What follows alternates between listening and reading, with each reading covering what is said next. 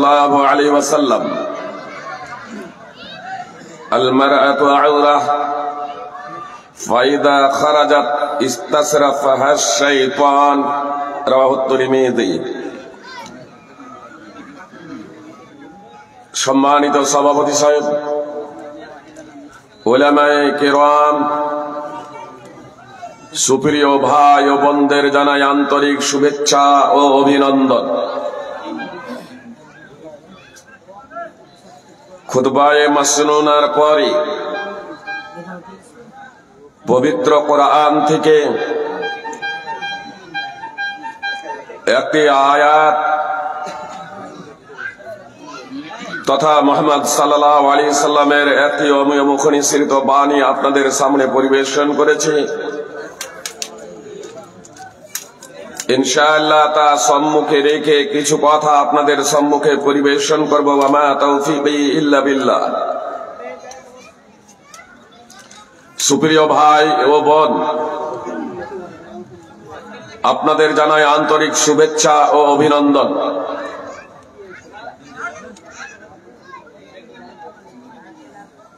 আজকের আলোচ্য বিষয় খুবই গুরুত্বপূর্ণ। বর্তমান পরিস্থিতিতে, বর্তমান প্রেক্ষাপটে এই আলোচ্য বিষয়ের গুরুত্ব আরো বেড়ে গিয়েছে। এজন্য আপনাদেরকে আমি বলবো, যারা এখনো বিভিন্ন জায়গায় দাঁড়িয়ে আছেন অথবা চায়ের দোকানে বসে আছেন, তাদের বলবো, যদি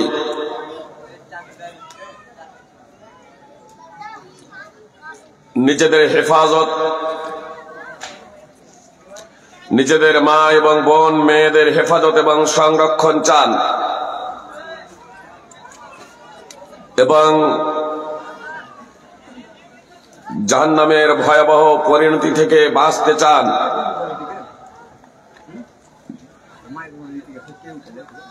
মেয়ে বোন এবং মায়েদের প্রকৃত অর্থেই কল্যাণকামী হন, দুনিয়ায় এবং আখিরাতে তাদের সফলতা চান, তাহলে বলবো আজকের আলোচনা অবশ্যই গুরুত্ব সহকারে আপনারা শুনবেন। আমার মা এবং বোন যারা আছেন, তাদের নিকটেও আমার বিনীত অনুরোধ, আপনারা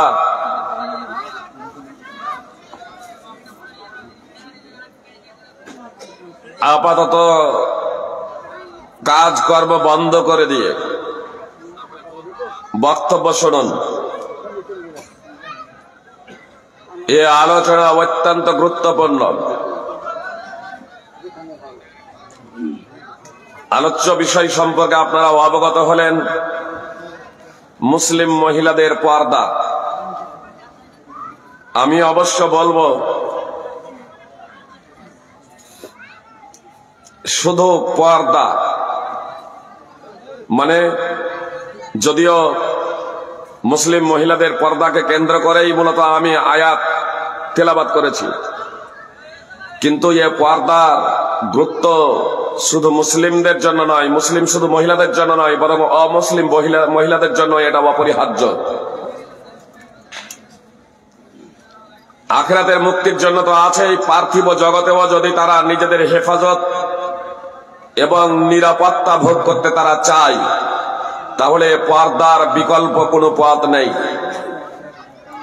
সুপ্রিয় ভাই এবং বোন, এবং পুরুষদের জন্য রয়েছে পর্দা।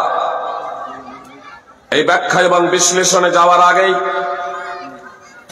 আমি শুধু আপনাদের এতটুকু প্রথমত বলে দিই যে এই পর্দার বিধান, এটি একটি অপরিহার্য বিধান, এটি একটি ফরজ বিধান। যেমন 5 ওয়াক্তের নামাজ পড়া অপরিহার্য কর্তব্য, রমাজানের সিয়াম পালন করা অপরিহার্য কর্তব্য, যাকাত ফরজ হলে যাকাত আদায় করা অপরিহার্য কর্তব্য, হজ ফরজ হলে হজ আদায় করা অপরিহার্য কর্তব্য। অনুরূপ ভাবে যারা নিজেদেরকে মুসলিম বলে দাবি করে, পুরুষ হোক কিংবা মহিলা, উভয়ের জন্য আল্লাহ তাআলা যে পর্দার বিধান দিয়েছেন, সেই পর্দার বিধান তাদের মেনে চলা অপরিহার্য কর্তব্য। আজ নারী শিক্ষার নামে, নারী প্রগতির নামে, নারী উন্নয়নের নামে, নারী অধিকারের নামে মূলত নারীদেরকে ভোগের বস্তুতে পরিণত করা হয়েছে। আজকের খবর দেখছিলাম, 1 জানুয়ারি 2025 আজকে প্রকাশিত, বিশ্বে প্রতি 2 মিনিটে একজন মহিলা ধর্ষিত হচ্ছে। আপনার অন্তরালে অজান্তে গোপনীয় ভাবে কত যে ধর্ষিত হচ্ছে তার তো ইয়ত্তা নেই, তার কোনো হদিস নেই। যেগুলো জানা যাচ্ছে, যেগুলো রেকর্ডিং হচ্ছে, যেগুলো থানাতে ডায়েরি করা হচ্ছে, এই সব তথ্যের ভিত্তিতে আপনার প্রতি 2 মিনিটে একজন, যে যুক্তরাষ্ট্র আমেরিকা হচ্ছে 1 নম্বরে ধর্ষণের নগরী। আজ যুক্তরাষ্ট্র আমেরিকা, আমেরিকা ধর্ষণের ক্ষেত্রে মহিলাদের ইজ্জত সম্ভ্রম লুণ্ঠনের ক্ষেত্রে হচ্ছে 1 নম্বরে। এটা কোন ইসলামিক পত্রিকার তথ্য পরিবেশন আপনাদের সামনে করছি না, যে 1 নম্বরে। আর আমার ভারতবর্ষে 4 নম্বর। আমাদের ভারত আপনার ধর্ষণের ক্ষেত্রে 4 নম্বরে। আরজি করে একজন ডাক্তার, মহিলা ডাক্তারকে ধর্ষণ করে খুন করা হয়েছে। এখন পর্যন্ত তার ন্যায় বিচার প্রতিষ্ঠিত করা সম্ভব হয় নাই, যদিও সুপ্রিম কোর্ট স্বতঃস্ফূর্তভাবে সেই মামলা রুজু করেছে। অপরাধীকে এখন পর্যন্ত অপরাধী প্রকাশ্যভাবে স্বীকার করে নাই যে আমি অপরাধ করেছি। সঞ্জয় বলে যাকে অপরাধী আপাতত সিবিআই এর মাধ্যমে বলা হয়েছে, পুলিশের মাধ্যমে বলা হয়েছে, যখনই একটু মিডিয়ার সম্মুখে মুখ খোলার সুযোগ হয়েছিল তৎক্ষণাৎ সে চিৎকার করে বলেছে আমি অপরাধ করি নাই, আমাকে ফাঁসানো হয়েছে, আমাকে মুখ খুলতে দেওয়া হচ্ছে নাই, আমার স্বাধীনতা ছিনিয়ে নেওয়া হয়েছে। তারপর থেকে তাকে তার মিডিয়ার সামনে কথা বলতেই দেওয়া হয় নাই। 4 মাস হয়ে যাচ্ছে সুপ্রিয় ভ্রাতৃবৃন্দ ও ভগ্নীগণ, এখন পর্যন্ত ন্যায় এবং ইনসাফ প্রতিষ্ঠা করা সম্ভব হয় নাই, যাকে কেন্দ্র করে শুধু পশ্চিম বাংলা নয়, ভারত সহ আপনারা বিদেশে লক্ষ লক্ষ মানুষ আন্দোলন করেছে ন্যায় এবং ইনসাফের দাবিতে। এখন পর্যন্ত ন্যায় এবং ইনসাফ প্রতিষ্ঠা করা সম্ভব হয় নাই। অথচ আপনারা জানেন মুহাম্মদ সাল্লাল্লাহু আলাইহি সাল্লাম মক্কার ভূমিতে যে জন্মগ্রহণ করেছিলেন এবং ন্যায় এবং ইনসাফ প্রতিষ্ঠার লক্ষ্য এবং উদ্দেশ্যে, সাম্যবাদ প্রতিষ্ঠার লক্ষ্য এবং উদ্দেশ্যে, মানবতা প্রতিষ্ঠার লক্ষ্য এবং উদ্দেশ্যে, শান্তি প্রতিষ্ঠার লক্ষ্য এবং উদ্দেশ্যে, নারীদের নিরাপত্তা প্রতিষ্ঠার জন্য, নিরীহ মানুষদের সাহায্য সহযোগিতার জন্য এবং অপরাধী এবং অত্যাচারীকে তার অপরাধ থেকে বিরত থাকার জন্য মুহাম্মদ সাল্লাল্লাহু আলাইহি সাল্লাম যে সংগ্রাম শুরু করেছিলেন, অল্প সময়ের মাঝেই যে আরবের মাটিতেও নারীরা নির্যাতিতা হতো, ধর্ষিতা হতো, এমনকি জীবন্ত মেয়েকে প্রথিত করা হতো, জীবন্ত মাটি খুঁড়ে পুঁতে দেওয়া হতো, সেই সমস্ত সমাজে মুহাম্মদ সাল্লাল্লাহু আলাইহি সাল্লামের সংগ্রামের বাদৌলতে মুহাম্মদ সাল্লাল্লাহু আলাইহি সাল্লাম 23 বছর নবুয়তি ও রিসালাতি জীবন লাভ করেছিলেন, অর্থাৎ মুহাম্মদ সাল্লাল্লাহু আলাইহি সাল্লামের নবী হওয়া থেকে নিয়ে ইন্তেকাল পর্যন্ত প্রায় 23 বছর ছিল। এই 23 বছর নবুয়তি জীবনীকে সুপ্রিয় ভাই এবং বোন, আরবের মাটিতে মাত্র কয়েকটি নারী নির্যাতনের ঘটনা ঘটেছিল, মাত্র কয়েকটি আপনার নারীকে ধর্ষণ করা হয়েছিল, সেটাও আপনার 2 সংখ্যায় পৌঁছায়নি, মাত্র কয়েকটি। অপরাধীর দ্বারা অপরাধ, কোন ব্যক্তির দ্বারা অপরাধ হয়ে গেছে, কোন ব্যক্তির দ্বারা অপরাধ হয়ে গিয়েছে, যে নিজেকে নিয়ন্ত্রণ করতে না পেরে, নিজেকে কন্ট্রোল করতে না পেরে কোন ব্যক্তির দ্বারা অপরাধ সংগঠিত হয়ে গেছে, সেই ব্যক্তিকে খুঁজে বেড়াতে হয় নাই। যে মহিলা নির্যাতিতা হয়েছে সেও মামলা করে নাই, সেও মামলা করে নাই, কোন মানুষও দেখে নাই, কিন্তু যার দ্বারা অপরাধ সংগঠিত হয়ে গেছে, সে অপরাধ সংগঠিত হয়ে যাওয়ার পরেই তখন সে অনুতপ্ত ও লজ্জিত। আমার দ্বারা যে অপরাধ হয়ে গেছে, এই অপরাধের শাস্তি ভোগ করতে হবে, তার ভয়াবহ ফল আমাকে ভোগ করতে হবে না, তার বিবেক তাকে দংশন করতে শুরু করেছে। তোমার দ্বারা এই যে অপরাধ সংগঠিত হয়েছে, তুমি যদি এখনই পবিত্র না হয়ে যাও, তুমি যদি শাস্তি যদি নিজের উপরে নিয়ে না নাও, তাহলে আখিরাতে তোমাকে কঠিন শাস্তির সম্মুখীন হতে হবে। পরিশেষে সেই ব্যক্তি, আপনারা অবগত আছেন, মায়েজ আসলামী রাদিয়াল্লাহু তাআলা আনহু মুহাম্মদ সাল্লাল্লাহু আলাইহি সাল্লামের নিকটে এসে তার অপরাধের কথা স্বীকার করছেন। আল্লাহ রাসূল সাল্লাল্লাহু আলাইহি সাল্লাম, আমার দ্বারা ব্যভিচার হয়ে গেছে। নবী সাল্লাল্লাহু আলাইহি সাল্লাম মুখ ফিরিয়ে নিচ্ছেন, আবার সাইদিকে ফিরে যাচ্ছেন মায়েজ আসলামী। নবী সাল্লাল্লাহু আলাইহি সাল্লাম, আমার দ্বারা অপরাধ হয়ে গেছে, ব্যভিচার হয়ে গেছে। নবী সাল্লাল্লাহু আলাইহি সাল্লাম মুখ ফিরিয়ে নিচ্ছেন। চারবার এভাবে নিজেই সাক্ষ্য দিচ্ছে সুপ্রিয় ভাই এবং বোন।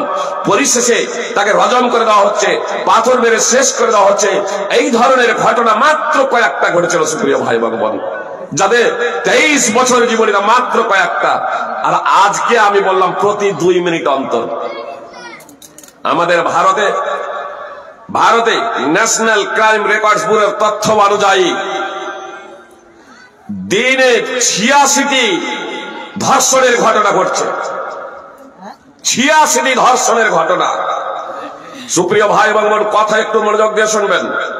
মানে তারা উল্লেখ করেছেন ঘন্টায় প্রায় 4টি, আর এই 86টি ঘটনার মধ্যে 82টি ঘটনা ঘটেছে আত্মীয় স্বজন পূর্ব পরিচিতদের দ্বারা, আত্মীয় স্বজন এবং পূর্ব পরিচিতদের দ্বারা। 86টির মধ্যে 82টি ঘটনা ঘটেছে আত্মীয় স্বজন এবং পূর্ব পরিচিতদের দ্বারা। আপনার তার মধ্যে কর্মক্ষেত্রেও রয়েছে। কর্মক্ষেত্রে আপনারা অবগত আছেন, আরজিকরের ঘটনা কর্মক্ষেত্রেই, যে হাসপাতালের মধ্যেই তাকে ধর্ষণ করে খুন পর্যন্ত করা হয়েছে। এসব অপরাধ অহরহ ঘটছে কেন? সুপ্রিয় ভাই এবং বোন, পর্দার এই বিধান, পর্দা কেন করবেন সেই প্রসঙ্গে বলতে গিয়ে মূলত আমি আপনাদের এতটুকু বলি যে এই বিধান, পর্দা কেন অপরিহার্য, কেন কম্পালসারি, কেন আপনি পর্দা করবেন, কেন এই বিধানকে আপনি অন্তর থেকে মেনে নেবেন এবং বাস্তবে রূপ দেবেন। আজ যারা প্রগতির নামে, শিক্ষার নামে, উন্নয়নের নামে, কর্মের নামে আমার মা এবং বোনেদেরকে, ইসলাম যে নারীদের ঘর থেকে বের হতে সার্বিকভাবে নিষেধ করেছে এমন না। জেনে রাখবেন, পর্দা এটা শিক্ষার পরিপন্থী নয়, পর্দা এটা উন্নয়নের পরিপন্থী নয়, পর্দা এটা গবেষণার পরিপন্থী নয়, পর্দা এটা কর্মের পরিপন্থী নয়, পর্দা এটা প্রগতির পরিপন্থী নয়। কিন্তু পর্দার বিধানকে লঙ্ঘন করে যারা এই সব কথাগুলো খুব সাজিয়ে গোছিয়ে বলে, আর আমরা জনগণ তখন ভাবি সত্যি তো পর্দা প্রগতির অন্তরায়, পর্দা শিক্ষা দীক্ষার অন্তরায়, পর্দা গবেষণার অন্তরায়, পর্দা আপনার উপার্জনের অন্তরায়। একে কেন্দ্র করে আমার মা এবং বোনেদেরকে আপনার বাইরে নিয়ে এলাম যে সভ্য দেশগুলোতে দেখুন কিভাবে নারী নির্যাতন হচ্ছে। কিভাবে তাদেরকে ধর্ষণ করা হচ্ছে। আজকে আমেরিকা, জার্মান, আপনার সুইডেন, সিঙ্গাপুর, বিভিন্ন জায়গায় নারী নির্যাতন এবং ধর্ষণের দিকে প্রথম সারির দিকে রয়েছে। সুপ্রিয় ভাই এবং বোন, আপনি যদি সৌদি আরবে যান, যে পর্দা শিক্ষার অন্তরায়, আপনার সৌদি আরবে মহিলারা মেয়েদেরকে শিক্ষা দান দেন। আপনার মেয়েরা, জি, আপনার সিজার করেন আপনার মহিলারা, গবেষণা করছেন মহিলারা, আপনার পরিচালিকা, যে আপনার বড় বড় আপনার ফ্যাক্টরি পরিচালনা করেন, যে পর্দার মাধ্যম দিয়ে, পর্দাকে অবলম্বন করে তারা কর্মক্ষেত্রে রয়েছেন। সুপ্রিয় ভাই এবং বোন, পর্দা তাহলে অর্থ উপার্জনের প্রতিবন্ধক আপনার পর্দা নয়, শিক্ষার প্রতিবন্ধক আপনার পর্দা নয়, উন্নয়নের প্রতিবন্ধক পর্দা নয়। আপনি পর্দা করেও সেই বিষয়গুলো আপনি করতে পারেন, যেমন সৌদি আরব আপনার দেখিয়ে দিয়েছে। সুপ্রিয় ভাই এবং বোন, সেখানে নারীরা আপনার মেয়ে হিসেবে রাজকন্যা, স্ত্রী হিসেবে রাজরানী, আর আপনার মাতা হিসেবে রাজমাতা। সুপ্রিয় ভাই এবং বোন, নারীদের ইসলাম যে মর্যাদা দিয়েছে, নারীরা, আমি বললাম আপনারা, তারাও উপার্জন করতে পারে, তারাও পর্দা করে বাইরে বের হতে পারে, তারাও শিক্ষা করবে, শিক্ষকতা তারাও করতে পারে। তাহলে তার লিমিটেড আছে। পর্দার বিধান, ইসলামী বিধানকে সামনে রেখে তারা পঠন পাঠন দেয় এবং শিক্ষা দেয়, এবং তাতে নিজেদের হেফাজত হয়, নিজেদের সংরক্ষণ হয়। আর আজকে আমরা সেই বিষয়টাকে যখন গলিয়ে যখন ফেলেছি, তখন নারীদের নিরাপত্তা আজ ভুলণ্ঠিত হয়েছে, নারীরা নিজের হেফাজত এবং সংরক্ষণ করতে ব্যর্থ হয়েছে। আর যারা কিছু মানুষ আছে যারা বলে যে না, পর্দা আসলে উন্নয়নের পরিপন্থী, সভ্যতার পরিপন্থী, আসলে তারা জেনে শুনে অজ্ঞ সাজছে অথবা জাহেল হচ্ছে। এর উদাহরণ ইতিহাসে পড়ানো হয়। আগে মানুষ কাপড় বুনতে জানতো না, পোশাক তৈরি করতে জানতো না, বনে জঙ্গলে ঘুরে বেড়াতো। যখন মানুষ বনে জঙ্গলে ঘুরে বেড়াতো, ওই বর্বরতার যুগে, অসভ্যতার যুগে, কাপড় বুনতে জানতো না, পোশাক তৈরি করতে জানতো না, তখন তারা গাছের ছাল এবং পাতা দিয়ে নিজেদের লজ্জায় স্থানের হেফাজত করত। তারপরে আমাদেরকে ইতিহাসে কি শিক্ষা দিচ্ছে? মানুষ আস্তে আস্তে সভ্যতা গড়ে তুলল, মানুষ আস্তে আস্তে সভ্য হলো, পোশাক তৈরি করতে শিখলো, পোশাক বুনতে শিখলো, এবং তারা এই পোশাক দিয়ে নিজেদের শরীরকে আবৃত করলো। তাহলে পোশাক দ্বারা শরীরকে আবৃত করাটা এটা সভ্যতার নিদর্শন না অসভ্যতার নিদর্শন? ইতিহাস কি বলল? ইতিহাস আমাদেরকে বলছে যে পোশাক তৈরি করা, পোশাক বোনা এবং পোশাক দ্বারা আবৃত হওয়া এটা সভ্যতার নিদর্শন। পোশাক দিয়ে নিজেদের শরীরকে আবৃত করলো। জি, যদি উলঙ্গ হওয়াটা, অর্ধলঙ্গ হওয়াটা যদি সভ্যতার যদি নিদর্শন হয়, তাহলে আপনি বলুন না যে অতীতের মানুষগুলো যখন বনে জঙ্গলে ঘুরে বেড়াতো, যখন গাছের ছাল এবং পাতা দিয়ে নিজেদের লজ্জা স্থানের হেফাজত করত, তখন ওই মানুষগুলোই সভ্য ছিল। যদিও সুপ্রিয় ভাই এবং বোন, এই ইতিহাসের সাথে আমি 100% একমত নই। সুপ্রিয় ভাই এবং বোন, আমি আপনাদের বলছি, তাহলে আপনারা বলুন না যে তারাই সভ্য ছিল, আর আজ তারাও সভ্য ছিল, আর আজকে পোশাক তৈরি করে, পোশাক বুনে তা দ্বারা আবৃত হয়ে আজকে আমরা অসভ্য হয়েছে। নাউযুবিল্লাহ মিন যালিক। আপনি একথাও স্বীকার করতে পারছেন না, বলছেন না না, তখনকার লোকেরা অসভ্য ছিল, আজকের মানুষেরা সভ্য। তাহলে আপনার মধ্যে এই দ্বিচারিতা কেন? না আপনার মস্তিষ্কের গন্ডগোল হয়েছে যে আজকে আপনি যে মেয়েটা উদ্ধারঙ্গ ও উল্লঙ্গ হয়ে নিজেকে প্রদর্শন করছে, তাকে বলছেন সে হচ্ছে একেবারে আধুনিক, সে হচ্ছে আধুনিকা, সে হচ্ছে প্রগতিশীল মেয়ে, এবং সে হচ্ছে একেবারে সভ্য মেয়ে, অত্যন্ত সাহসী মেয়ে। আরে তার থেকে তো ভালো ছিল ওই অসভ্য যুগের লোকেরা, ওই বর্বরতার যুগের লোকেরা, যখন তারা পোশাক বুনতে জানেনি, তখন তারা কাপড় তৈরি করতে জানেনি, তারা নিজেদের গাছের ছাল এবং গাছের পাতা দিয়ে নিজেদের লজ্জা স্থানের হেফাজত করেছিল। আর আপনি তাদেরকে অসভ্য বললেন। মানুষ আস্তে আস্তে সভ্যতা শিখলো, মানুষ আস্তে আস্তে সভ্যতা শিখলো, মানুষ আস্তে আস্তে সভ্য হলো। তো এই সভ্যতার যুগে পোশাক তৈরি করে যদি উলঙ্গ হওয়াটা বা অর্ধালঙ্গ হওয়াটা যদি আপনার সভ্যতা হয়, এটা যদি সাহসিকতার পরিচয় যদি হয়, এটা যদি সাহসিকতার নিদর্শন হয়, এটা যদি সভ্যতার নিদর্শন হয়, তবে আমি আপনাদের বলবো যারা এটাকে সভ্যতার নিদর্শন বলছেন, যে আপনার মা এবং বোনেদেরকে আপনারা ফিল্ডে নামান না। কিন্তু কোন আত্মমর্যাদা সম্পন্ন ব্যক্তি এটা চায় না যে তার বোনের সাথে অন্য ছেলে নির্জনে কুস্তি করো। যে কোন যুবক চাই না, কোন পিতা চাই না, কোন সাংবাদিক চাই না, কোন মিডিয়া চাই না যে তার মেয়ে, তার স্ত্রী, তার মা অন্য পুরুষের সাথে রাত্রি কাটাক। কেউ চাই? মানে নিজের চাই না, লোকেদের চাই। সুপ্রিয় ভাই এবং বোন, কথা খুব মনোযোগ দিয়ে শুনবেন। আজ নারী নিরাপত্তার জন্য, নারী নিরাপত্তার জন্য হাজার হাজার আইন তৈরি করার পরিকল্পনা আছে, হাজার হাজার পদ্ধতি অবলম্বন করা হচ্ছে, কিন্তু নারী নিরাপত্তা কোথায়? দিন দিন নারী নির্যাতন বেড়ে চলেছে, নারীদেরকে প্রকাশ্যভাবে ধর্ষণ করা হচ্ছে। সুপ্রিয় ভাতৃবৃন্দ ও ভগিনীগণ, আপনার আরজিকর ঘটনার পরে একাধিক ঘটনা ঘটেছে। আপনার শুধু যুবতীদের নয়, বৃদ্ধাদেরও ধর্ষণ করা হচ্ছে এবং কচি কচি শিশুদের ধর্ষণ করা হচ্ছে। আপনার গুজরাটে 57 বছরের প্রাথমিক স্কুলের শিক্ষক, যারা বলে মনের পর্দাটাই আসল, দেহের পর্দা কি? মনের পর্দাটাই আসল। মনের তোমার পর্দা কতটুকু আছে আর মনের তোমার পর্দা কত বড়, এটা খুব ভালোভাবেই জানা আছে যে মনের পর্দা কাকে বলে। সুপ্রিয় ভাই এবং বোন, আপনার সাধু সেজে আপনার ধর্ষণ করছে, দেখছেন না?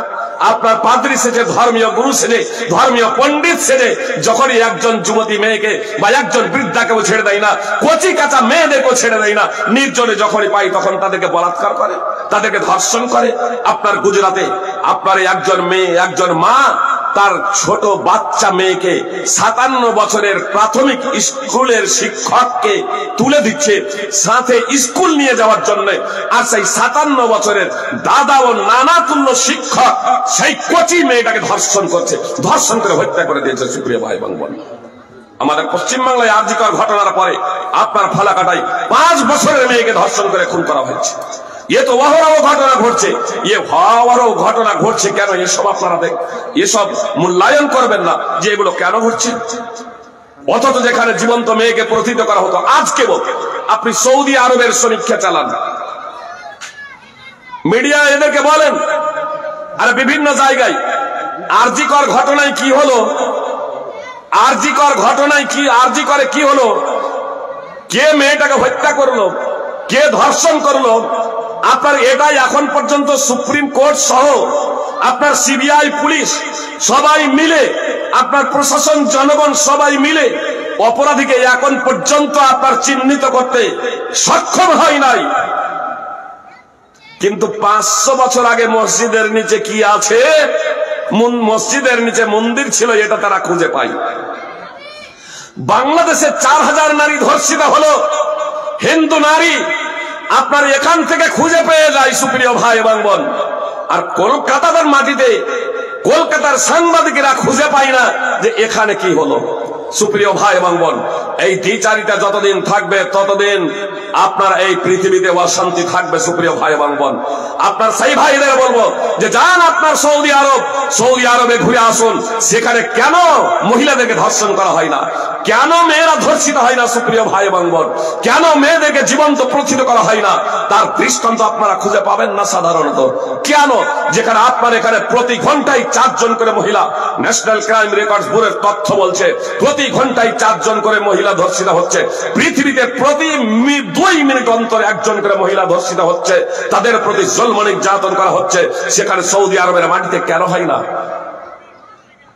আপনার মক্কা এবং মদিনায়, মসজিদে হারাম এবং মসজিদে নববীতে, মসজিদে হারাম এবং মসজিদে নববীতে প্রতিদিন 10 লক্ষেরও বেশি মানুষ আপনার নামাজ আদায় করে। 5 ওয়াক্তের নামাজ, 5 ওয়াক্তের নামাজ। আপনার এখানের মসজিদকে দেখে, এখানকার মসজিদকে দেখে কম্পেয়ার করবেন না। আপনার যান একবার উমরা করে আসুন, যান হজ করে আসুন, দেখুন সুপ্রিয় ভাই এবং বোন, প্রতি ওয়াক্তে কম পক্ষে 10 লক্ষ মানুষ মসজিদে হারাম এবং মসজিদে নববীতে নামাজ আদায় করে, পুরুষ এবং মহিলা, যুবক যুবতী, ছেলে মেয়ে, বৃদ্ধ বৃদ্ধা। কই সেখানে তো একটা মহিলাও ধর্ষিতা হয় না, কোন মহিলাকে বলাৎকার করা হয় না। আমার মা এবং বোনেরা, আপনারাও কথা মনোযোগ দিয়ে শুনুন, এবং পুরুষ যে সমস্ত ভাই এবং বাবাজি আছেন তারাও কথাটা মনোযোগ দিয়ে শুনুন। যদি প্রকৃত অর্থেই যদি আপনারা নিরাপত্তা চান, প্রকৃত অর্থেই যদি নিজেদের হেফাজত এবং সংরক্ষণ চান, যদি আপনাদের আত্মমর্যাদা থেকে থাকে, যদি আল্লাহর ভয় বিন্দু মাত্র অন্তরে থেকে থাকে, তাহলে বলবো কথাগুলো একটু মনোযোগ দিয়ে শুনুন। সুপ্রিয় ভাই এবং বোন, 10 লক্ষাধিক মানুষ আপনার মসজিদে হারাম এবং মসজিদে নববীতে নামাজ পড়ে যাতায়াত করে, আপনার একজন মহিলাও ধর্ষিত হয় না। শুধু দিনে নয়, আপনার মসজিদে হারামে রাত্রি 12টা, 1টা, 2টো আপনার কাবার তওয়াফ, কাবাকে প্রদক্ষিণ 24 ঘন্টা আপনার করে। জি, 5 ওয়াক্তের নামাজের টাইম বাদ দিয়ে, নামাজ মানে নামাজ ফরজ নামাজ যখন শুরু হয়ে যায় ইকামত, তখন বাদ দিয়ে সালাম ফিরানোর পর্যন্ত, আপনার ইকামত দেওয়া থেকে নিয়ে সালাম ফিরানো পর্যন্ত মসজিদে হারামের তওয়াফ বন্ধ থাকে। আর বাকি সময়টা আপনার বন্ধ থাকে না সুপ্রিয় ভাই এবং বোন, বাকি সময় আপনার তওয়াফ করতেই থাকে। আপনার 24 ঘন্টা আপনার তওয়াফ চলছে। আপনার দিনে রাতে কেউ আপনার যদি মসজিদে হারামের যদি 50 মিটার দূরত্ব থেকে যদি মসজিদে হারামে আসে, তাহলে কেউ 1 কিলোমিটার 2 কিলোমিটার দূর থেকেও আপনার মসজিদে হারামে আসে। আপনার পুরুষ এবং মহিলা দিনে রাত্রে সদা সর্বদা অব্যাহত ধারায় মানুষ চলাচল করতেই আছে। কোনো মহিলা ধর্ষিতা হওয়া তো দূরের কথা, তাদেরকে কটূক্তি পর্যন্ত করা হয় না। আর প্রতি বছর প্রায় মুজদালিফায় সৌদি আরবে যেদিন কুরবানির ঈদ, এখনই তারিখ বলা সম্ভব নয়, বাংলা এবং ইংরেজি তারিখ এখনই বলা সম্ভব নয়। আর চাঁদের তারিখ আপনার কম বেশি হতে পারে, মানে 9 যুলহিজ্জা, 9 যুলহিজ্জা, সৌদি আরবের 9 যুলহিজ্জা তথা সৌদিতে কুরবানির আগের রাত্রে মুজদালিফার মাঠে, খোলা আকাশের নিচে মুজদালিফার মাঠে প্রায় 20 লক্ষ পুরুষ এবং মহিলা, সেখানে আপনার যুবক এবং যুবতী থাকে, আপনার বৃদ্ধ বৃদ্ধা থাকে, আপনার ছেলে মেয়ে থাকে, নর নারী থাকে। সুপ্রিয় ভাই এবং বোন, বিশ্বের বিভিন্ন দেশ থেকে সেখানে মানুষ যাতায়াত করেন, মহিলা এবং পুরুষ। 20 লক্ষ মানুষ সেখানে আপনার মুজদালিফার মাঠে আপনার 9 যুলহিজ্জা সৌদি আরবের কুরবানির ঈদের আগের দিন তারা অবস্থান করে, রাত্রি যাপন করে, নিদ্রা যায়। এখন পর্যন্ত কেউ বলতে পারবে না যে কোনো মহিলাকে সেখানে কটূক্তি করা হয়েছে, কোনো মহিলাকে ওখানে ছেড়ছাড় করা হয়েছে। বলবেন যে ওখানে তাহলে ভলেন্টিয়ার পুলিশ বাবুরা খুব সক্রিয়, ভালোভাবে তারা পাহারা দেন। যে পুলিশ আপনি খুঁজেই পাবেন না, ভলেন্টিয়ার আপনি খুঁজেই পাবেন না। সুপ্রিয় ভাই এবং বোন, যারা হজে গিয়েছেন তাদেরকে জিজ্ঞেস করবেন, ভলেন্টিয়ার খুঁজেই পাবেন না, পুলিশ আপনি খুঁজেই পাবেন না। পুরুষও ঘুমাচ্ছে, মহিলাও ঘুমাচ্ছে। আর আমার এখানে, আরে ঘরে নিরাপদ নয় আমার মা এবং বোনেরা, ঘরে নিরাপদ নয়। তালা ভেঙে, প্রাচীর টপকে হাসপাতালের ভিতরে আপনার সহকর্মীর দ্বারাও সে যদি ধর্ষিতা যদি হয়, তাহলে রক্ষা করবে কে? একজন মহিলা ধর্ষিতা হচ্ছে, থানায় যাচ্ছে, আবার বলছে যে থানাতে গিয়েও তাকে ধর্ষণ করা হচ্ছে। সব থানা নয়, সব পুলিশ না। জি পুলিশ মহাশয়, আপনারা ভালোভাবে শুনুন, যে সব পুলিশ সব থানায় এটা করছে এমনটি না। তাহলে পত্র পত্রিকায় এক তথ্য আমাদের সামনে ভেসে আসে, বাস্তব আর অবাস্তব, সত্য মিথ্যায় একমাত্র একবাদিতীয় বিশ্ববিধাতা জানেন। সুপ্রিয় ভাই এবং বোন, তাহলে মহিলাদের বয়ান বা পত্র পত্রিকায় যে তথ্য বেরিয়ে আসে, সেই তথ্যের ভিত্তিতে আমি বলছি যে আপনার রক্ষক আজ অনেক জায়গায় ভক্ষক হয়ে গেছে। সুপ্রিয় ভাই এবং বোন, সেখানে নারীরা নিরাপত্তা পাবে কিভাবে? আপনার দেখুন মুজদালিফার মাঠে, সেই জায়গাতে সবাই তো একবারে সৎ হয়ে যায় না, যে সাধুরাও তো ধর্ষণ করছে, ধর্মীয় পণ্ডিতেরাও ধর্ষণ করছে, পোপেরাও ধর্ষণ করছে। তাহলে নারীরা তাদের হাতেও আজ রক্ষিতা নয়, ভোগের বস্তুতে পরিণত হয়েছে। সুপ্রিয় ভাই এবং বোন, সেখানে মুজদালিফায় খোলা আকাশের নিচে, একই ছাদের তলায়, ছাদ মানে আসমান, সেখানে কোনো ঘর নয়, ছাদ মানে আসমান, আসমানের নিচে আপনার এই ত্রিপল থাকে না, আপনার আসমানের নিচে ডাইরেক্ট আপনার 20 লক্ষাধিক আপনার পুরুষ এবং মহিলা সেখানে রাত্রি যাপন করে, অথচ তারা ধর্ষিত হয় না, তাদেরকে বলাৎকার হয়, তাদেরকে বলাৎকার করা হয় না, তাদেরকে ছেড়ছাড় করা হয় না, তাদেরকে কুলুক্তি করা হয় না। কেন বলেন তো? কেন? দুটো কারণ, কথা খুব মনোযোগ দিয়ে শুনুন। পর্দা কেন করবেন? দুটো কারণ। নম্বর 1, মানসিকতার পরিবর্তন। মানসিকতার পরিবর্তন, মনের চিন্তা ভাবনার পরিবর্তন।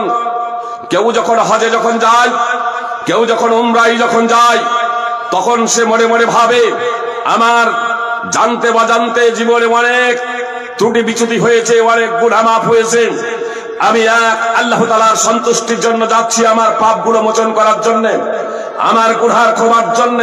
তাহলে এখানে মানসিকতার পরিবর্তন। আল্লাহ এক অদ্বিতীয় বিশ্ববিধাতা, যিনি সদা সর্বদা দেখেন, যিনি কঠোর শাস্তিদাতা, সেই মহান আল্লাহ তাআলার অন্তরে ভয় 1 নম্বর। আর এজন্যই ওখানে কোনো অমুসলিমের প্রবেশের অধিকার নেই।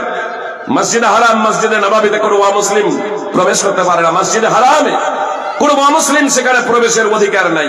কোন অমুসলিমও প্রবেশ করতে পারে, শর্ত একটা।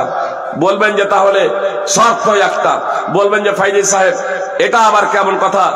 আপনি বলছেন ইসলাম সাম্যবাদের দিন, সাম্যবাদের দিন, সেখানে আপনার কেন প্রবেশের অনুমতি নাই? যে আমাদের সংসদ ভবন আছে, আমরা যারা আছি এখানে বসে, তারা যদি সংসদ ভবনে ঢুকবো মনে করি, প্রবেশ করবো মনে করি, ঢুকতে দেবে? যে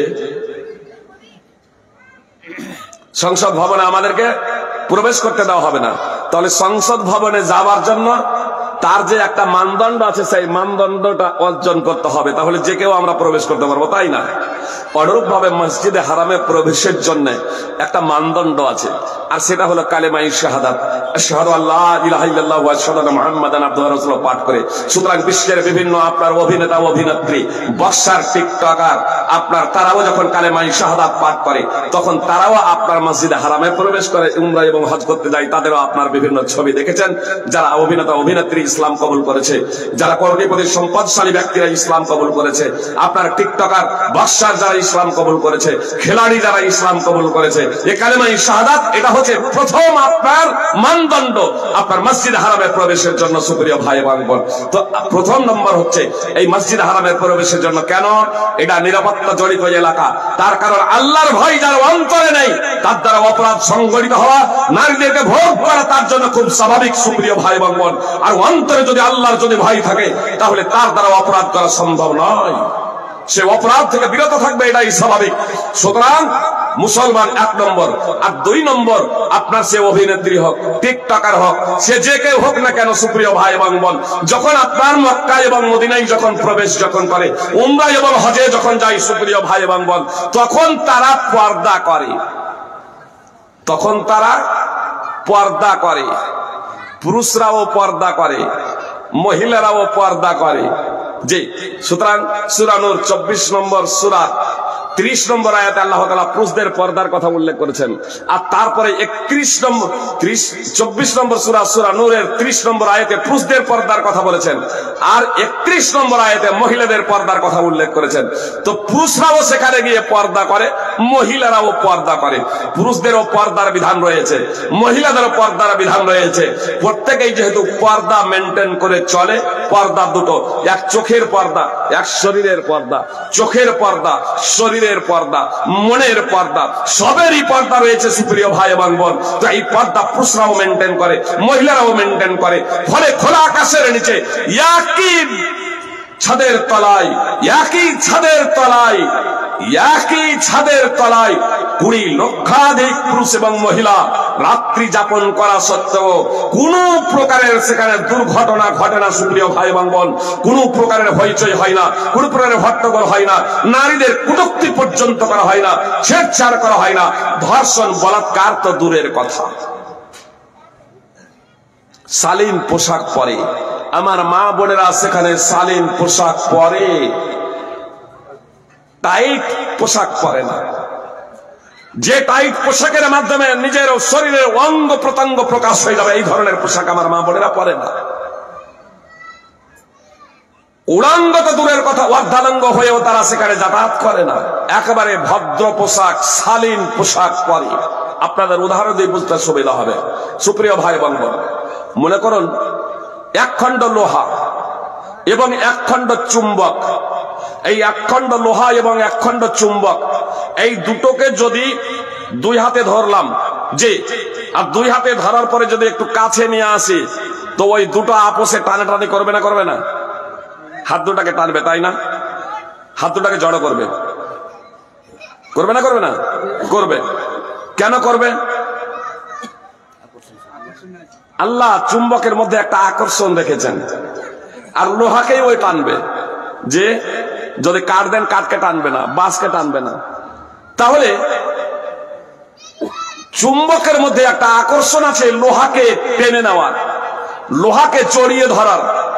আপনার লোহা এবং চুম্বককে যদি পাশাপাশি রাখেন আর খুব উপদেশ দেন যে তোমরা একসাথে বসবাস করো, মিলেমিশে থাকো, তাহলে একে অপরকে জড়িয়ে ধরো না, চুপ করে থাকবে? ছেড়ে দেখেন, একেবারে জড়িয়ে ধরবে। লোহা এবং চুম্বক একেবারে জড়িয়ে ধরবে। সুপ্রিয় ভাই এবং বোন, লোহা এবং চুম্বককে যদি পাশাপাশি রাখতেই হয় তাহলে কি করতে হবে? যে মিডিলে প্রাচীর দিতে হবে। মিডিলে প্রাচীর, প্রাচীর। সুপ্রিয় ভাই এবং বোন, নারী এবং পুরুষদের যদি সহশিক্ষা দিতে হয় তাহলে মিডিলে প্রাচীর লাগবে। যদি একজন শিক্ষকের দ্বারাই যদি শিক্ষা যদি দিতে হয় তাহলে মিডিলে প্রাচীর। মেয়ে আলাদা বসবে, পুরুষ আলাদা বসবে। যে সমস্ত ইসলামিক স্কুল নাম রেখেছেন, ইসলামিক স্কুল, আপনার আজকাল যে সমস্ত ভাইরা আছেন, যুবক ভাইরা, অনেকেই ইসলামিক স্কুল নাম দিয়েছেন যে ইসলামিক স্কুল। ইসলামী শিক্ষা এরকম কিছুটা নাম মাত্র দিচ্ছেন। আমি বলবো একটু বিশেষভাবে শিক্ষা দেন, অন্তত ইসলামের মৌলিক বিষয়গুলো শিক্ষা দেন।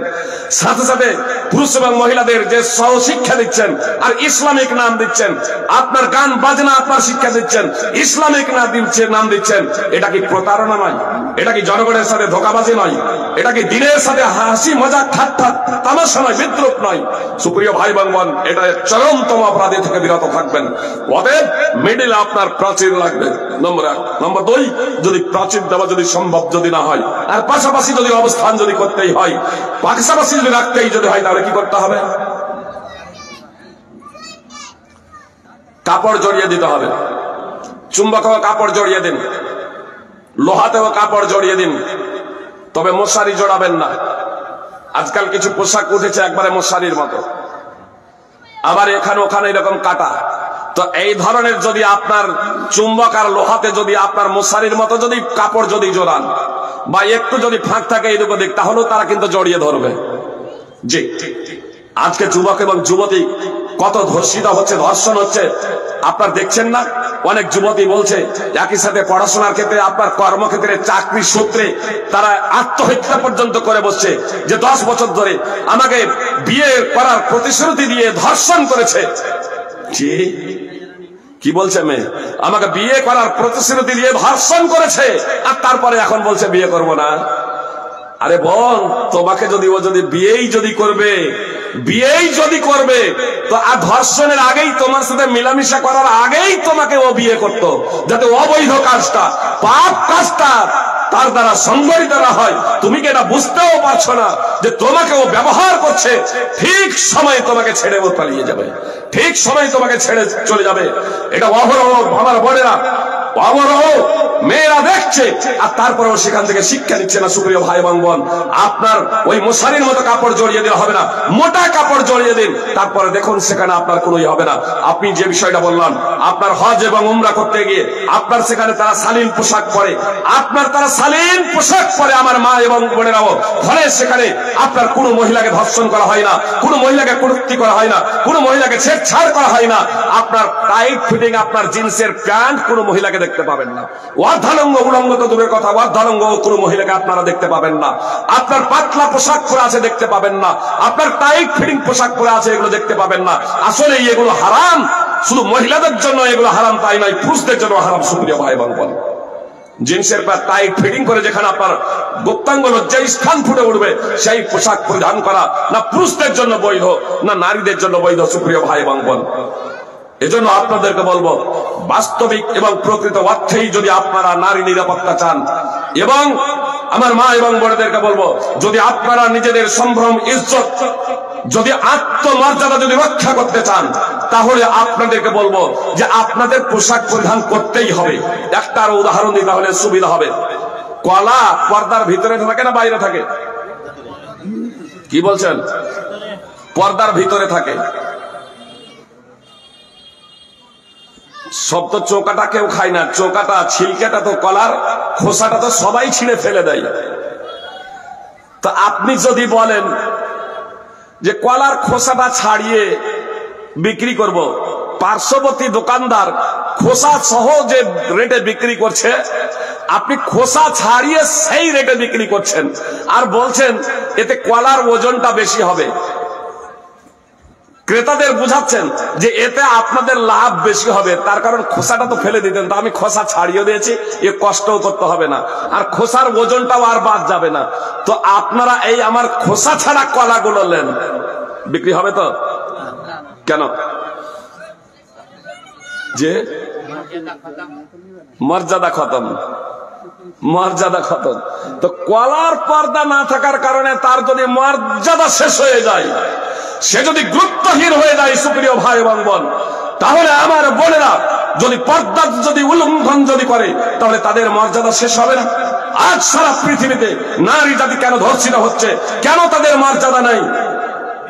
আপনি দেখুন রাসূল সাল্লাল্লাহু আলাইহি সাল্লামের জীবদ্দশাতে এবং এখনো সৌদি আরবের মাটিতে নারীদের যে মর্যাদা, নারীদের যে মর্যাদা, পুরুষের উপরে তারা চাপ সৃষ্টি করে।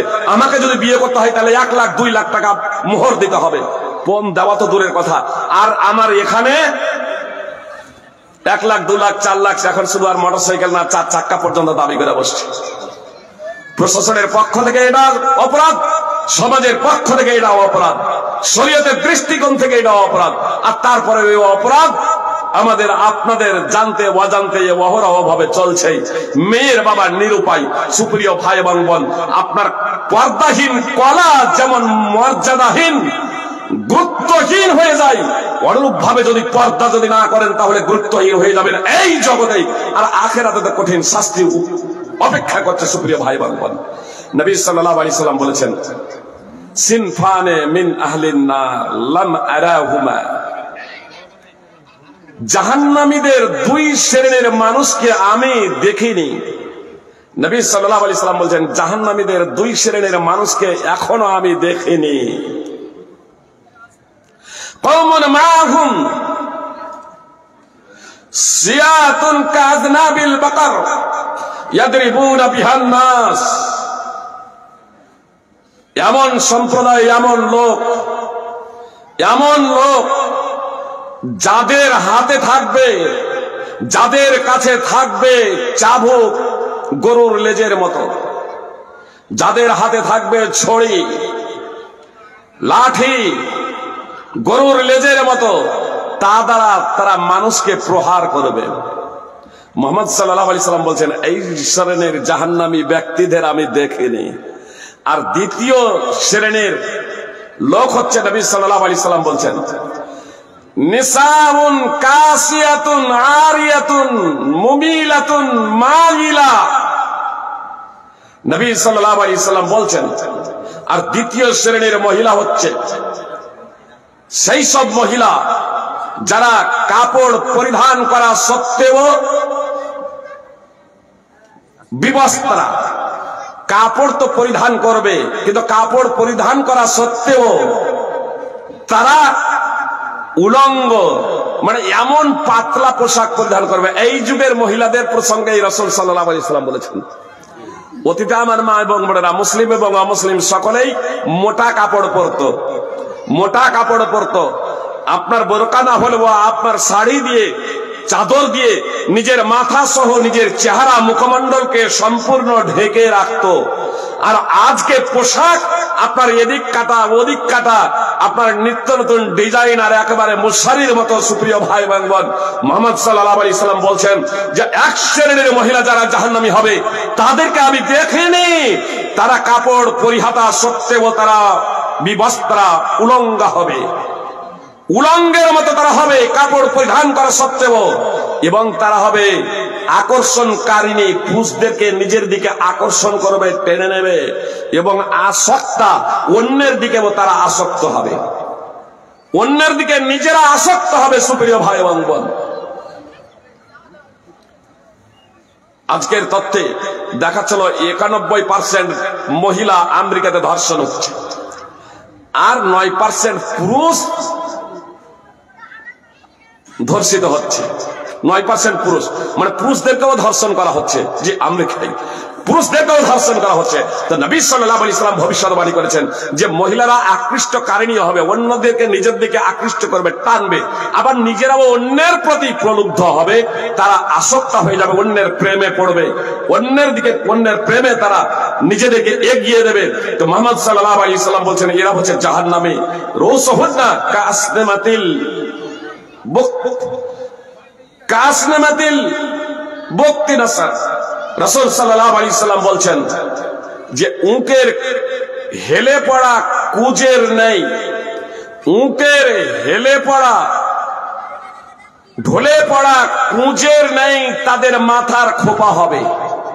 সহিহ মুসলিম হাদিস নম্বর 2128 এবং মুয়াত্তা মালিক হাদিস নম্বর 2652। রাসূল সাল্লাল্লাহু আলাইহি সাল্লাম বলছেন এই মহিলারা জান্নাতে যাবে না, জান্নাতের সুগন্ধিও পাবে না। ওয়ালা ইয়াদখুলনাল জান্নাতা ওয়ালা ইয়াজিদুনা রিহাহা, জান্নাতে যাবে না, জান্নাতের সুগন্ধিও পাবে না। এবং যদিও মুহাম্মদ সাল্লাল্লাহু আলাইহি সাল্লাম বলছেন যদিও জান্নাতের সুগন্ধি মুয়াত্তা মালিকের বর্ণনায় রয়েছে 500 বছরের দূরত্ব থেকে পাওয়া যাবে। জান্নাতের সুগন্ধি এত সুগন্ধিময়, এত তার প্রভাব যে 500 বছরের দূরত্ব থেকে সেই সুগন্ধি পাওয়া যাবে। তবে যে সমস্ত মহিলারা আপনার কাপড় পরিধান করা সত্ত্বেও উলঙ্গ হবে, বিবস্ত্র হবে, অর্থাৎ পাতলা পোশাক পরিধান করবে, অথবা এমন টাইট ফিটিং পোশাক পরিধান করবে, পোশাক তো পড়বে মোটাই, যেমন জিন্সের প্যান্ট, জিন্সের জামা আপনার পড়বে তো মোটাই, কিন্তু সেই পোশাক পরিধান করা সত্ত্বেও আপনার তারা তাদের অঙ্গ প্রত্যঙ্গ গুলো ফুটে উঠবে, স্পষ্ট ভাবে বুঝে যাবে, নিজেরা আকৃষ্ট হবে, আসক্ত হবে এবং অন্যকে আকৃষ্টকারী হবে, আকর্ষণকারী হবে। সেই সমস্ত মহিলারা জান্নাতের সুগন্ধি পর্যন্ত পাবে না। সুপ্রিয় ভাই বোন, এটা অত্যন্ত ভয়াবহ বিষয়। এজন্য আল্লাহ তাআলা পর্দার বিধান অবতারণ করে। তো আল্লাহ তাআলা বলেন ইয়া আইয়ুহান নাবিয়্যু কুল লিআজওয়াজিকা ওয়া বানাতিকা ওয়া নিসাইল মুমিনিনা ইয়াদনিনা আলাইহিন্না মিন জালাবিবিহিন যালিকা আদনা আইয়ুরাফনা ফালা ইউযাইন ওয়া কানা আল্লাহু গফুরুর রহিমা। আল্লাহ তাআলা বলেন হে নবী তুমি তোমার স্ত্রীদেরকে, কন্যাদেরকে ও মুমিনদের নারীদেরকে বলো তারা যেন তাদের জিলবাবের কিছু অংশ নিজেদের উপর ঝুলিয়ে দেয়, তাদেরকে চেনার ব্যাপারে এটাই সবচেয়ে কাছাকাছি পন্থা হবে, ফলে তাদেরকে কষ্ট দেওয়া হবে না। আর আল্লাহ অত্যন্ত ক্ষমাশীল, পরম দয়ালু। জিলবাব হচ্ছে এমন পোশাক যা পুরো শরীরকে আচ্ছাদিত করে, মাথার ওপর থেকে নিয়ে নিজের বক্ষ পর্যন্ত, পুরো দুই সাইডে বক্ষ পর্যন্ত ঢেকে দেবে। সূরা আহজাব 33 নম্বর সূরার 59 নম্বর আয়াত। অত্র আয়াতের ব্যাখ্যা এবং বিশ্লেষণে অধিকাংশ মুফাসসিরিনে কেরাম, শেখ ইবনে উসাইমিন রাহিমাহুল্লাহ সহ তারা উল্লেখ করেছেন যে মুখমণ্ডল পর্যন্ত মেয়েরা ঢেকে নেবে, যে চাদরটা পড়বে সেই চাদরের দ্বারা মুখমণ্ডল পর্যন্ত তারা ঢেকে নেবে। এ প্রসঙ্গে সূরা নূর 24 নম্বর সূরার 31 নম্বর আয়াত, সুপ্রিয় ভ্রাতৃবৃন্দ আপনারা দেখবেন সেখানে কার কার সামনে কিভাবে পর্দা করতে হবে বিস্তারিত ভাবে সেখানে আলোচনা করা হয়েছে। পর্দার বিধান সূরা আহজাব 33 নম্বর সূরার 53 নম্বর আয়াতও রয়েছে, সূরা নূর 24 নম্বর সূরার 58, 59, 60 নম্বর আয়াতও রয়েছে। এজন্য আপনাদেরকে বলবো যে এই আয়াতগুলো তাফসীর সহ আপনারা অবশ্যই অধ্যয়ন করবেন, তাহলে পর্দার বিধানটা পুরোপুরি আপনারা অবগত হবেন। আব্দুল্লাহ ইবনে মাসউদ রাদিয়াল্লাহু তাআলা আনহু সূত্রে বর্ণিত রাসূলুল্লাহ সাল্লাল্লাহু আলাইহি সাল্লাম বলেছেন আল মারাতু আউরা, মহিলা হলো গোপনীয় বিষয়। আল মারাতু আউরা, মহিলা হলো গোপনীয় বিষয়। ফাইদা খারাজাত ইস্তাশরাফাহাশ শাইতান, সে যখন বের হয়, মহিলা হলো গোপনীয় বিষয়, সে যখন বাড়ি থেকে বের হয় তখন শয়তান তাকে সুশোভিত করে তোলে, শয়তান তাকে সৌন্দর্যমণ্ডিত করে তোলে পুরুষদের সামনে। সুনানে তিরমিজির হাদিস, হাদিস নম্বর 1173। ইস্তাশরাফাহা শয়তান, শয়তান তাকে সুশোভিত করে দিলে একটা অর্থ, যে তার রূপসজ্জা আরো প্রকাশ করে তোলে, লোকেদের সামনে তাকে একেবারে সুশোভিত করে তোলে, আকর্ষণীয় করে তোলে, একটা অর্থ। আর দ্বিতীয় অর্থ হচ্ছে শয়তান তাকে চোখ তুলে তাকায়। শয়তান মানে এখানে রূপক অর্থে মানে মানুষ শয়তান, ওখানে আসল অর্থে আপনার ছিল শয়তান, আর এখানে আপনার রূপক অর্থে অর্থাৎ মানুষ যারা শয়তান টাইপের, যারা খারাপ, যারা অসৎ, এই ধরনের মানুষেরা নারীদের যখন দেখে তখন তারা তাদেরকে আর চোখে দেখে, কটূক্তি করে। আজকাল আপনারা দেখছেন যে আমাদের পশ্চিম বাংলা সহ সারা ভারতবর্ষের বাড়িতে বিভিন্ন সময় স্বামী স্ত্রী পাশাপাশি হেঁটে যাচ্ছে, জি হেঁটে যাচ্ছে, স্বামীকে বেঁধে রেখে তার স্ত্রীকে ধর্ষণ করছে। তো শুধু কটূক্তিই নয়, এরা হচ্ছে শয়তান। সুপ্রিয় ভাই এবং বোন, এ থেকে যদি বেঁচে যদি থাকতে হয় তাহলে কি করতে হবে? পর্দা করতে হবে। পর্দা, পর্দা যদি করা হয় তাহলে এদেরকে কটূক্তি করা হবে না, এদেরকে কষ্ট দেওয়া হবে না।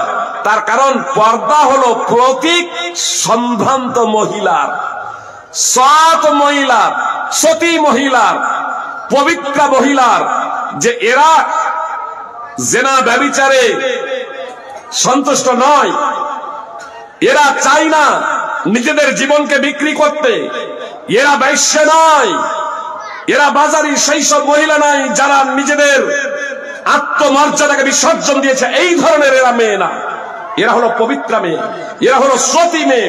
সুতরাং আল্লাহ তাআলা পর্দার যেখানে বিধান দিয়েছেন সূরা আহজাবে, সেখানে স্পষ্ট ভাবে বলেছেন পর্দার বিধান দিতে গিয়ে যে পর্দা যদি অবলম্বন যদি করা হয় তাহলে যালিকা আদনা ইউরাফনা ফালা ইউজাইন। তো এটা হচ্ছে ন্যূনতম পরিচয় যে তাদেরকে কষ্ট দেওয়া হবে না। এটা বোঝা যাবে যে তারা সম্ভ্রান্ত বংশের মহিলা, তারা সতী মহিলা, তারা পবিত্র মহিলা। সুপ্রিয় ভাই বোন, আমি আপনাদের বলেছিলাম যে পুরুষদের জন্য পর্দা রয়েছে আর মহিলাদের মধ্যেও পর্দা রয়েছে। আল্লাহ তাআলা পবিত্র কোরআনে বলেন, কুল্লিল মুমিনিনা ইয়াগুদ্দু মিন আবসারিহিম ওয়া ইয়াহফাযু ফুরুজাহুম যালিকা আযকা লাহুম ইন্নাল্লাহা খাবীরুম বিমা ইয়াসনাউন। আল্লাহ তাআলা বলেন মুহাম্মদ সাল্লাল্লাহু আলাইহি ওয়াসাল্লামকে, মুমিন পুরুষদেরকে বলো তারা তাদের দৃষ্টিকে সংযত রাখবে।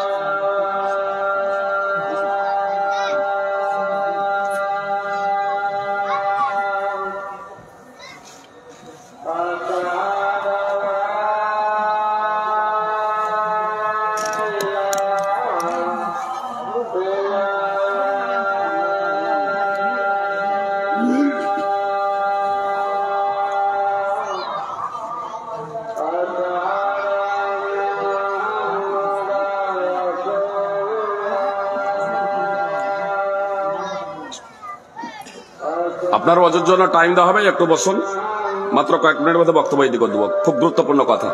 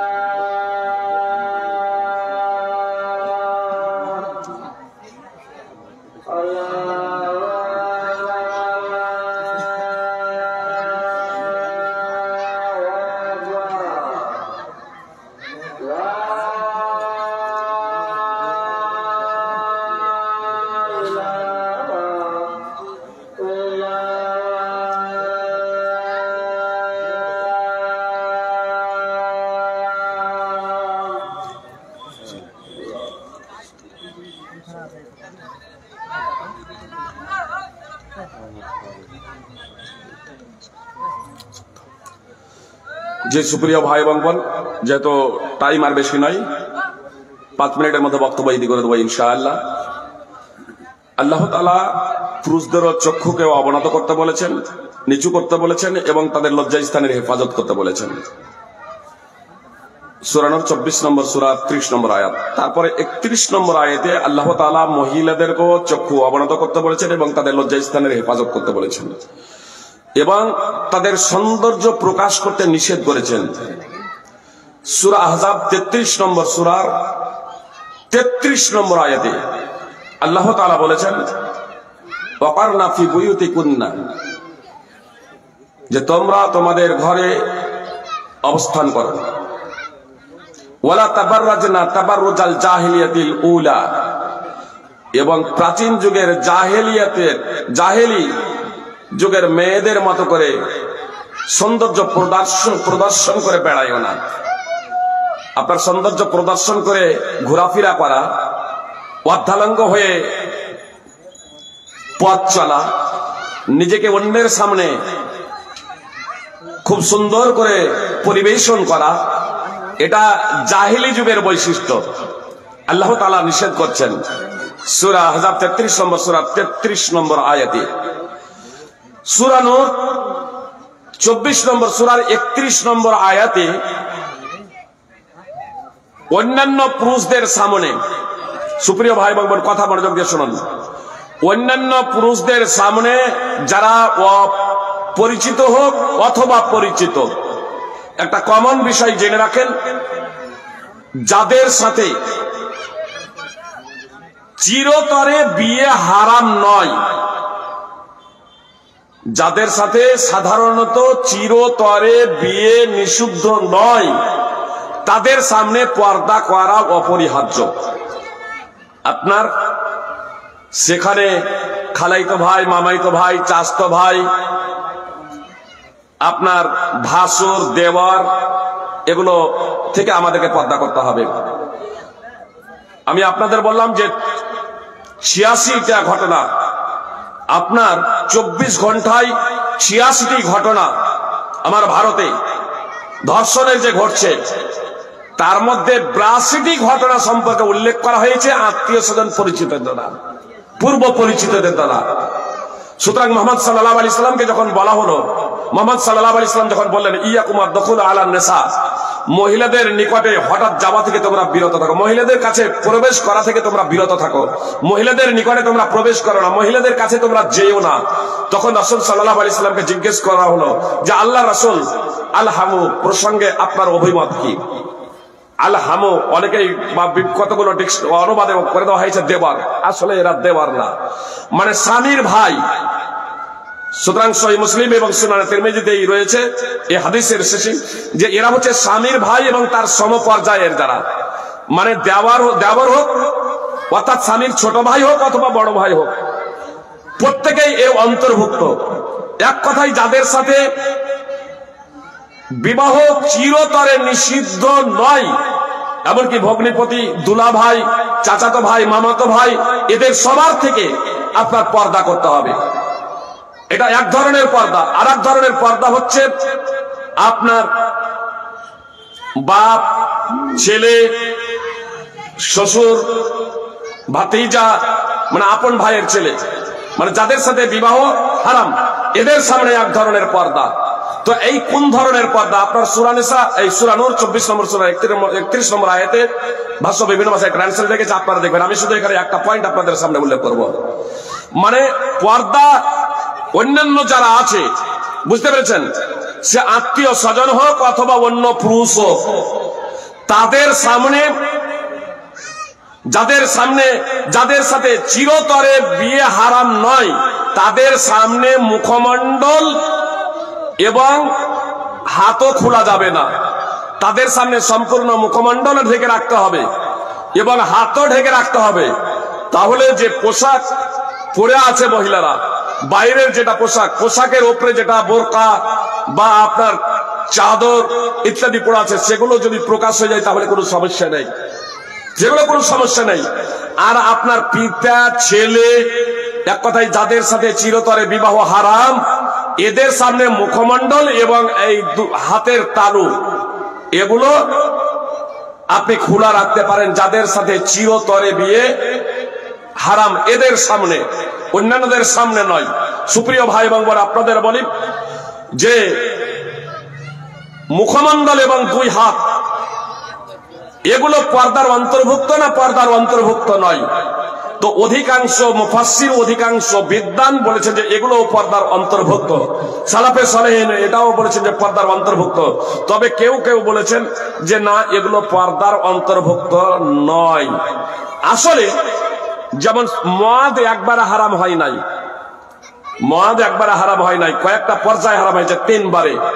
অনুরূপ ভাবে শুরু থেকেই যে পর্দার বিধান ছিল এমনটি না, পরবর্তীতে পর্দার বিধান অবতীর্ণ হয়েছে। কেউ বলেছেন 3য় হিজরি, কেউ বলেছে 4র্থ হিজরি, কেউ বলছে 5ম হিজরিতে। তাহলে 3য়, 4র্থ বা 5ম হিজরিতে পর্দার বিধান অবতীর্ণ হয়েছে। আগে এই সম্ভ্রান্ত মহিলারাও, সতী মহিলারাও মুখমণ্ডল এবং চেহারা খোলা রাখত। এই চেহারা এবং মুখমণ্ডল এটাও পর্দার অন্তর্ভুক্ত। এর সুস্পষ্ট দলিল হচ্ছে আপনার ইফকের ঘটনা। আয়েশা রাদিয়াল্লাহু তাআলা আনহার যখন হার হারিয়ে গিয়েছিল, জি, আপনার আয়েশা রাদিয়াল্লাহু তাআলা আনহার যখন হার হারিয়ে গিয়েছিল, পর্দা বিধান অবতীর্ণ হওয়ার পরে হার হারিয়ে গিয়েছিল। হার খুঁজতে গিয়ে কাফেলা আগে চলে যায় আর তিনি থেকে যান। তখন তিনি সেখানে অবস্থান করেন যে কেউ হয়তো আবার খুঁজতে আসবে, তখন আমাকে পেয়ে যাবে বলে তিনি সেখানে অবস্থান করেন। আর এরই মাঝে তার ঘুম চলে আসে। যখন চলে আসে তখন তার চেহারা, মুখমণ্ডলটা খোলা ছিল। মুআত্তাল বিন সাফওয়ান সে কাফেলার পিছনে ছিল, কোনো কিছু ছুটে গিয়েছে কিনা সকালে অনুসন্ধান করে সে দেখবে। তো সকালে অনুসন্ধান করতে গিয়ে দূর থেকেই লক্ষ্য করছে যে মা আয়েশা সে শুয়ে আছে। সে দেখেই চিনতে পেরেছে। তখন সে বলল, ইন্না লিল্লাহি ওয়া ইন্না ইলাইহি রাজিউন। দীর্ঘ ঘটনা আছে, আমি শুধু ঘটনায় যাচ্ছি না। মা আয়েশা রাদিয়াল্লাহু তাআলা আনহা বলছেন যে আমি তার মুখ থেকে ইন্না লিল্লাহি ওয়া ইন্না ইলাইহি রাজিউন ছাড়া আর কোনো কিছু শুনিনি, আর আমিও তাকে কোনো কিছু বলিনি। সে উঠটাকে বসালো, আমি তার উঠে চলে গেলাম, উঠে বসে গেলাম, আর সে তখন নিয়ে যেতে শুরু করলো। তারপরেও তার উপরে মিথ্যা অপবাদ দিয়েছিল। আল্লাহ তাআলা তার পবিত্রতা সম্পর্কে আয়াত অবতীর্ণ, সূরা অবতীর্ণ করেছে, আয়াত অবতীর্ণ করেছেন। সুপ্রিয় ভাই এবং বোন, আমি আপনাদের বলি যে আপনার সাফওয়ান ইবনে মুআত্তাল যে তাকে চিনতে পেরেছিল, কিভাবে চিনতে পারলো? সেই সময় তার মুখটা খোলা ছিল। ফাআরাফানি হিনা রানি। আয়েশা রাদিয়াল্লাহু তাআলা আনহা বলছেন যে সে যখন আমাকে দেখলো, সে তখন আমাকে চিনে ফেললো। ওয়া কানা ইয়ারানি কাবলাল হিজাব। তার কারণ সে আমাকে পর্দার আয়াত অবতীর্ণ হওয়ার আগে দেখেছিল। পর্দার বিধান অবতীর্ণ হওয়ার আগে সে আমাকে দেখেছিল। তা আমি যখন শুয়ে ছিলাম আর আমার মুখটা ঢাকা ছিল না, খোলা ছিল, ঘুমিয়ে গেছিলাম, তখন সে আমাকে দেখা মাত্রই চিনে ফেলেছে আর ইন্না লিল্লাহি ওয়া ইন্না ইলাইহি রাজিউন পড়েছে। আর আমার তখন ঘুম ভেঙে গিয়েছে। ফাস্তাইকাজতু বিইস্তিরজাইহি হিনা আরাফানি ফাখাম্মারতু ওয়াজহি বিজিলবাবি। তিনি বলছেন তার ইন্না লিল্লাহি বলার মাধ্যমে আমি জেগে যাই, সে আমাকে চিনে ফেলেছিল। ফাখাম্মারতু ওয়াজহি বিজিলবাবি। আমি আমার মুখমণ্ডলটা জিলবাব দ্বারা, বড় চাদর দ্বারা ঢেকে দিলাম। পর্দার আগে, পর্দার বিধান অবতীর্ণ হওয়ার আগে দেখেছিল। আর হঠাৎ যখন সে আমাকে দেখলো, ঘুমিয়েছিলাম, তখন দেখা মাত্রই চিনে দিল, যেহেতু আগে দেখেছে। কিন্তু যখনই আমি জাগলাম, সঙ্গে সঙ্গে আমার মুখমণ্ডলটা বড় চাদর দিয়ে ঢেকে দিলাম। এর দ্বারা কি বোঝা গেল? যে পর্দার বিধান অবতীর্ণ হয়ে যাওয়ার পরে আর আয়েশা রাদিয়াল্লাহু তাআলা আনহাকে অন্য কেউ দেখেনি। আর তৎক্ষণাৎ আয়েশা রাদিয়াল্লাহু তাআলা আনহা মুখকে ঢেকে নিলেন। সহিহ বুখারী হাদিস নম্বর 4750। অতএব এটাই প্রাধান্যযোগ্য অভিমত যে আপনার মুখমণ্ডল এবং দুই হাত এটাও পর্দার অন্তর্ভুক্ত। আল্লাহ তাআলা আমাদের সকলকে পর্দার বিধান মেনে চলার তৌফিক দান করেন। আমিন। আসসালামু আলাইকুম ওয়া রাহমাতুল্লাহি ওয়া বারাকাতুহু।